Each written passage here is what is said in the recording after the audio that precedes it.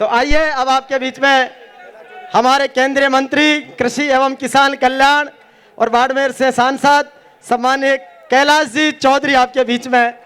निवेदन है कि वो पधारें। आज का ये ऐतिहासिक समागम अद्भुत है। आपका हैप्पीनेस इंडेक्स बहुत शानदार है और ये दिखा दिया कि जाट की ताकत क्या होती है। बहुत बहुत अभिनंदन कैलाश जी चौधरी।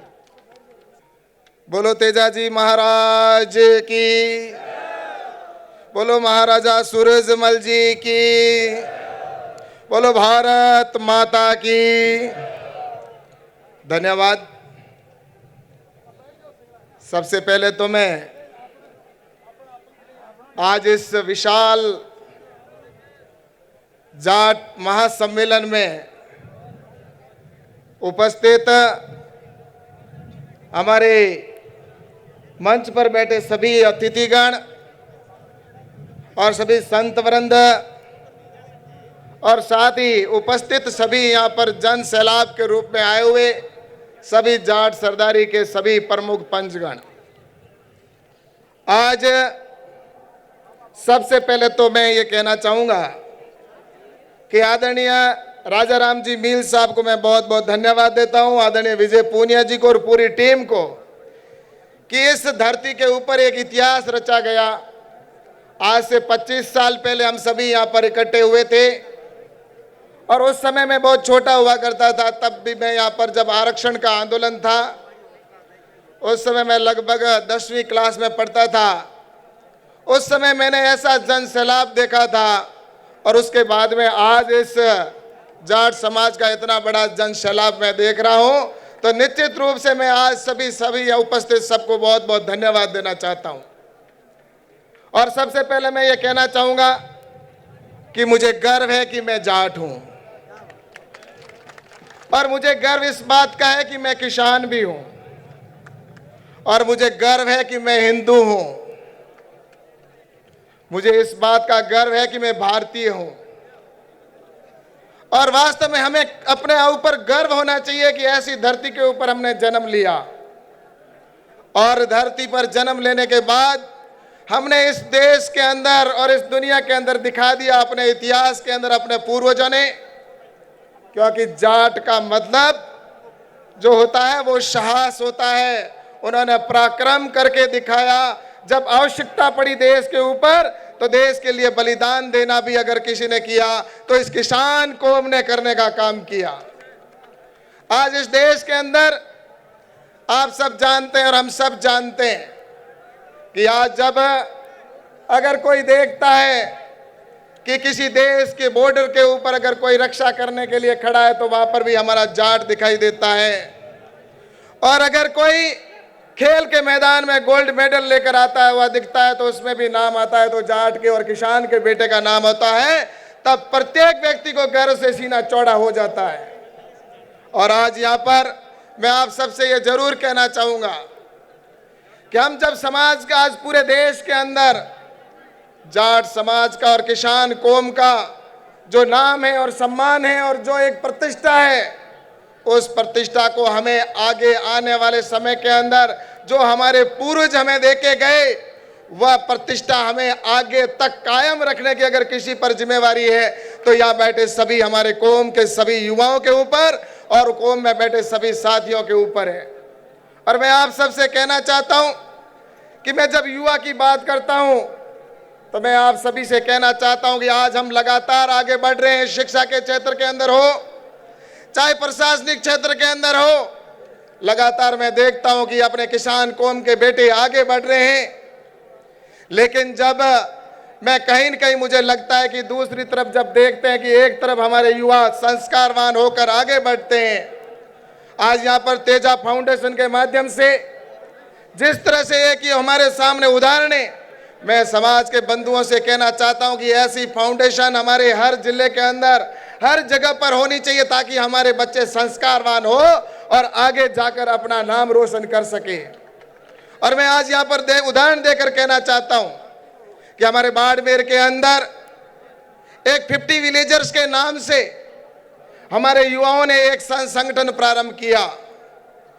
और उन्होंने सिर्फ ऐसे छोटे बच्चे जो गरीब परिवार से आते हैं उन गरीब परिवारों को सेलेक्ट किया, कहा कि हम इनको आगे बढ़ाएंगे। और उन्होंने समाज का जिस तरह से पिछले 7 साल के अंदर मेरे को ज्ञात हुआ है कि पिछले 7 साल से उन युवाओं ने सिर्फ जो पढ़ने वाले उन्होंने इस कार्य को प्रारंभ किया और आज इस कौम के और अन्य कौम के उस एक जगह से 74 स्टूडेंट है जिनको डॉक्टर बनाकर उन्होंने निकाल कर भेजने का काम किया। वो डॉक्टर बन गए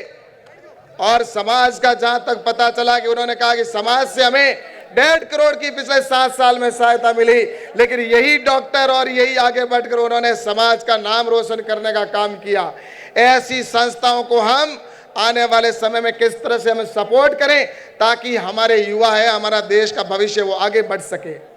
हमारे किसान कौम के नाते मैं आप सबसे कहना चाहता हूं कि यहाँ पर सभी तरह की हमारी बातें हुई, हम सब ने यहाँ पर जिस तरह से बात की, मैं आप सबसे यहाँ पर आने के बाद ये जरूर कहना चाहता हूँ कि हम यहाँ आए पिछले 23 साल बाद हम सब इकट्ठे हुए और 23 साल पहले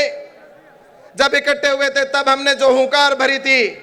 उस हुंकार का परिणाम ये रहा कि हमें ओबीसी में आरक्षण उस समय मिला था। और मैं याद करना चाहता हूँ अटल जी को कि निश्चित रूप से अटल बिहारी जी वाजपेयी जी ने उस समय उस ओबीसी के आरक्षण के ऊपर मोहर लगाने का काम किया था जिसकी वजह से हमें आरक्षण मिला।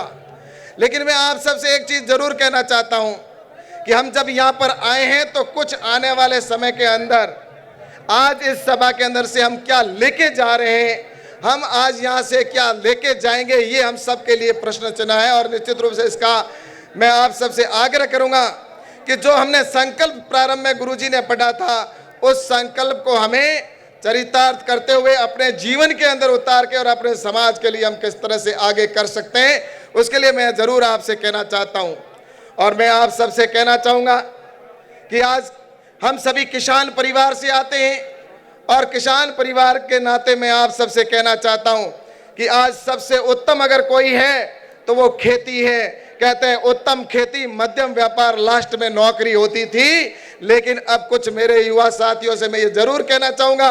कि हमारी कृषि उत्तम है, उत्तम थी और आने वाले समय के अंदर कृषि उत्तम होगी। लेकिन हमें कृषि को भूलना नहीं है, हमें कृषि के माध्यम से खेती के अंदर नई टेक्नोलॉजी को कैसे अपनाकर हम अपने पैरों के ऊपर खड़े हो सकें, इस दिशा के अंदर हमें काम करने की आवश्यकता है। हम रोजगार लेने वाले नहीं, आने वाले समय के अंदर मेरे किसान कौम के भाइयों से कहना चाहता हूं कि हम रोजगार देने वाले बने, ये हमें आने वाले वक्त के अंदर करके दिखाना है। और जब किसान कौम हुंकार बढ़ती है तो निश्चित रूप से उसमें सफलता हमें मिलती ही है। और मैं आप कहना चाहूंगा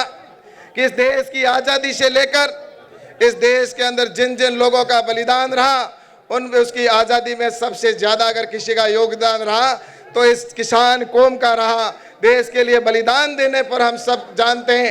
आज भी हमारे देश के युवा साथी हो तो देश के बॉर्डर के ऊपर ये किसान कौम के बेटे अपनी जान को जोखिम में डालकर खड़े हैं और गोली खाते हैं तो दुश्मन की सीने के ऊपर खाकर अपनी जान किसान कौम का नाम वहां पर रोशन करने का काम कर रहे हैं। हम सबको गर्व होता है।